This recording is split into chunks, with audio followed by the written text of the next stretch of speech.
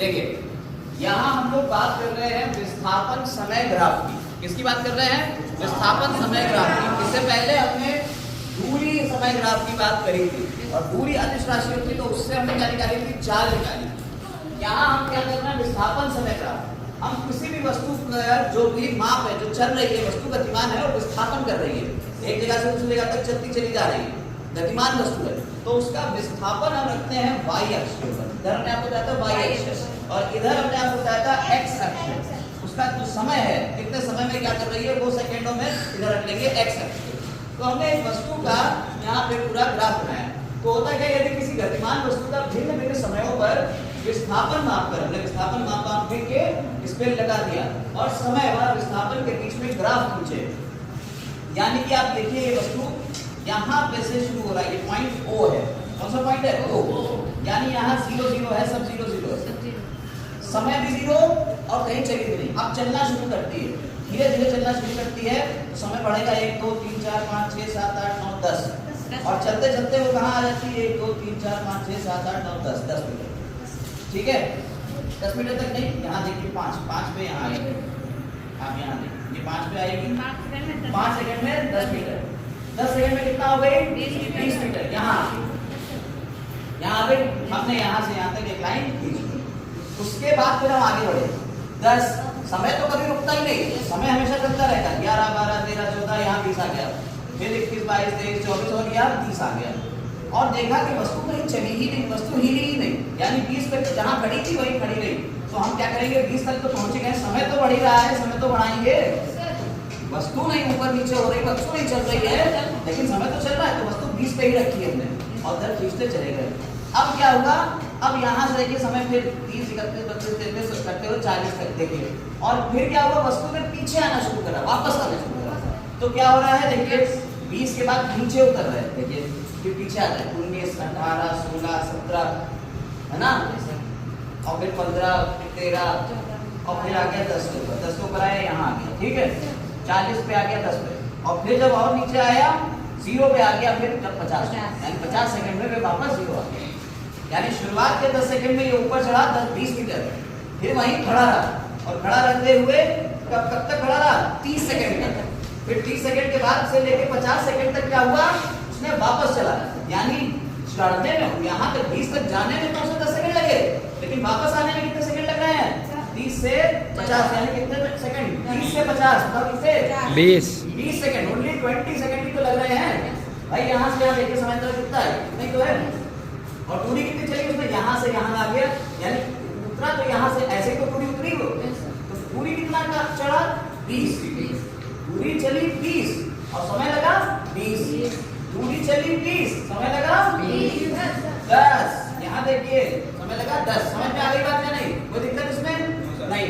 अब हम इससे क्या निकाल सकते हैं? इस ग्राफ को हम देखें अगर हमें बना हुआ तो इसमें क्या निकाल सकते हैं? इससे हम निकाल सकते हैं वेग। वेग बराबर होता है विस्थापन बटे समय अंतराल। इससे क्या निकाल सकते हैं? वेग। तो वेग निकाल सकते हैं। विस्थापन समय ग्राफ से वेग कैसे ज्ञात करते हैं? उसे ज्ञात करने के लिए क्या करेंगे? जो आपकी रेखा है, ये रेखा का ढलान यानी स्लोप ज्ञात करते हैं। आपको पिछले क्लास में हमने बताया ढलान यानी स्लोप क्या होता है। स्लोप का फॉर्मूला क्या होता है? y अक्ष बटे x अक्ष। पता है? Yes. Slope is equal to y अक्ष बटे x अक्ष बताया था। अब वो कह रहा है चलिए अच्छा फिर हमें इससे वेग निकाल सकते हैं। तो स्लोप क्या आएगा? जो स्लोप आएगा वही हमारा वेग होगा, है ना। तो स्लोप दिखाइए। पहले 10 सेकंड के दौरान कितना वेग? पहले 10 सेकंड यानी 0 से लेके 10 सेकंड तक जब यहाँ से यहाँ गया कितना वेग होगा? वेग बराबर होता है विस्थापन बटे समय। कितना विस्थापन उसमें चला? विस्थापन हुआ उसका 0 20 अंतिम वाला माइनस प्रारंभिक।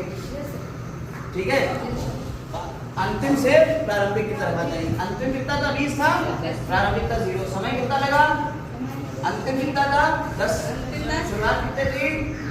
0 से शुरू करा था, तो टोटल कितना हो गया? 20 बटे 10 बराबर कितना? 20। और देखिए क्या है? सेकंड में दिया है समय और ये मीटर में दिया है, तो मीटर प्रति सेकंड। समझ में आई बात है?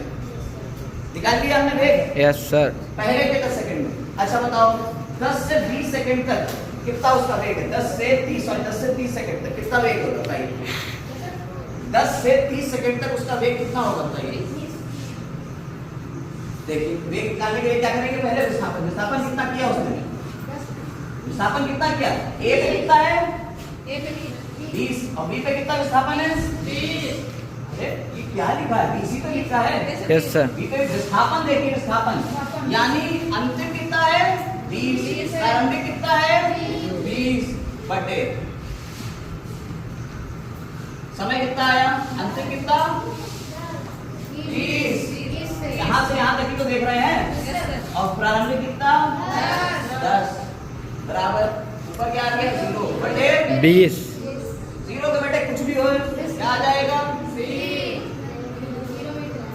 0 मीटर पर सेकंड समझ में आई बात है नहीं यानी क्या वो वस्तु चल रही है चली नहीं रही उसका वेग कितना गया 0 स्पीड 0 है 0 का मतलब वो रुकी हुई खड़ी नहीं समझे बात समझ गए अब देखो आखिरी वाला 30 से 50 के बीच अब लोग चलिए 30 से 50 के बीच चलिए ना यहाँ से यहाँ तो आई है तो 30 से 50 के बीच कितना वेग होएगा 30 से 50 के बीच वेग कितना होगा वेग निकालने के लिए पहले विस्थापन बताओ कितना हुआ विस्थापन कितना हुआ अंतिम कितना है अंतिम कितना 0 नीचे आ गई भाई अंतिम विस्थापन देखिए नीचे आ गई यहाँ पे कितना विस्थापन है इधर देखो 0 है और प्रारंभिक कितना था 20 से उतरी थी नीचे है ना समय कितना था अंतिम समय कितना है 50 और शुरुआत समय कितना था 30 से 50 के बीच तो निकालना है अंतिम का मतलब हो गया 50 माइनस 30 बताओ माइनस का 20 बटे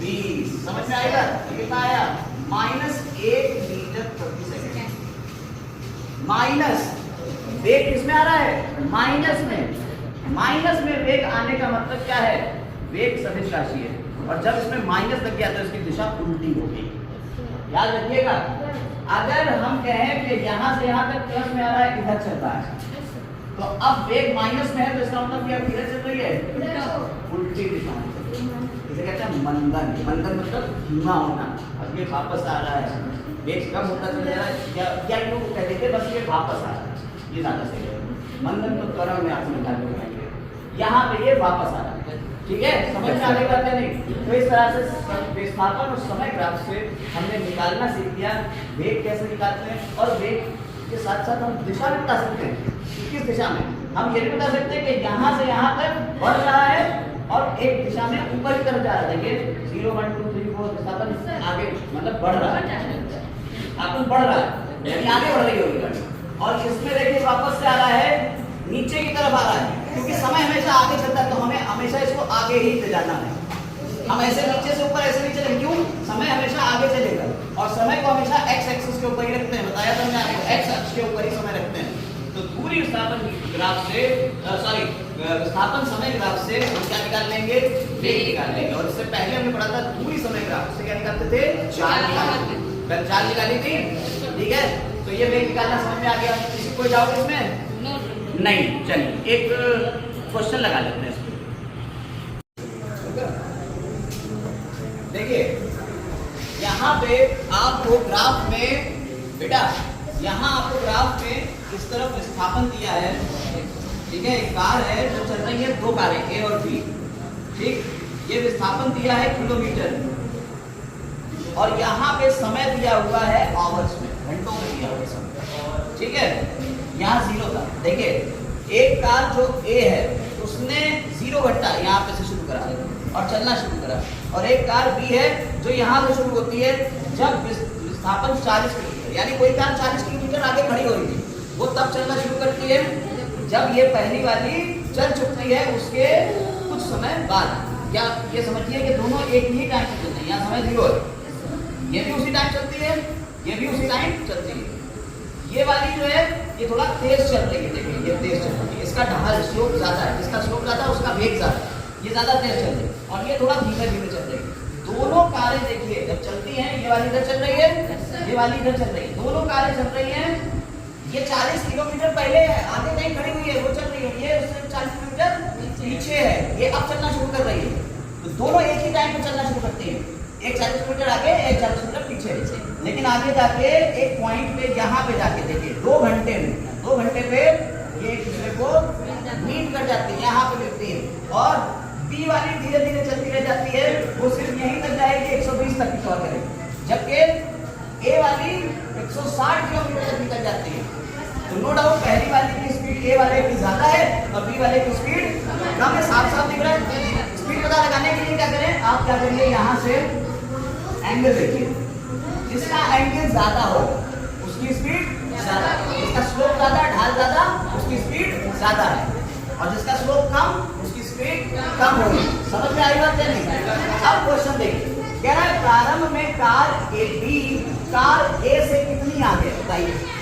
शुरुआत में कार बी कार ए से कितनी आगे, 40 किलोमीटर आगे है, तो इसका उत्तर क्या हो गया, 40 किलोमीटर। समझ में आया? देखिए ग्राफ से आपको हर एक चीज आ जाएगी। दूसरा, कार ए तथा कार बी के वेग क्या है, कार ए का वेग क्या है और कार बी का वेग क्या है। देखिए कार ए का वेग निकालना है, यहाँ पे पता है 80 है, यहाँ पे दोनों में निकल रहे हैं ना, तो यहाँ से निकाल लो 80 है और यहाँ 0 है, तो आप यहाँ 2 घंटे में निकालिए 80 माइनस 0 बटे यहाँ से यहाँ तक देख लो, है ना, 80 चला है, 80 माइनस 0 बटे कितना घंटे चला, 2 घंटे, 2 माइनस 0, ये कार ए का वेग है ना, ये ए वाले के लिए तो निकालना है, कितना हुआ 80 बटे 2 बराबर कितना आया, 40 किलोमीटर प्रति घंटा। समझ में आई बात नहीं? और कार बी का वेग निकालना है, बी कहाँ से कहाँ चल रहा है, 40 से 80 चला, बी वाला तो 40 से 80 चला है और घंटे 2 ही है, तो बी वाला कैसे निकालेंगे, अंतिम हो गया 80, कहाँ से शुरू करा, 40 से बटे 2 घंटे, है ना, ये तो 40 बटे 2 बराबर कितना आया, 20 किलोमीटर प्रति घंटा। तो बी वाला 20 किलोमीटर प्रति घंटा और ए वाला 40 किलोमीटर प्रति घंटा से चल रहा है। अब आते हैं तीसरे क्वेश्चन पे, समय जिसमें कार ए कार बी को पकड़ लेती है, कौन सा समय पकड़ती है, 2 घंटे, 2 घंटे, 2 घंटे, ठीक है, 2 घंटे में पकड़ लेती है। प्रारंभ से दूरी जब कार ए कार बी को पकड़ लेती है, जब कार ए कार बी को पकड़ लेती है तो प्रारंभ से कितनी दूर चल चुकी थी, 80 किलोमीटर, वेरी गुड, 80 किलोमीटर। इस तरह से आप विस्थापन और समय के बीच अगर ग्राफ दिया हुआ है तो आप क्वेश्चन निकाल सकते हो, विस्थापन के सारे क्वेश्चन निकल जाएंगे, वेग कितनी दूरी है, कितना समय है, सब पकड़ लोगे। हो गया, समझ में आ गया?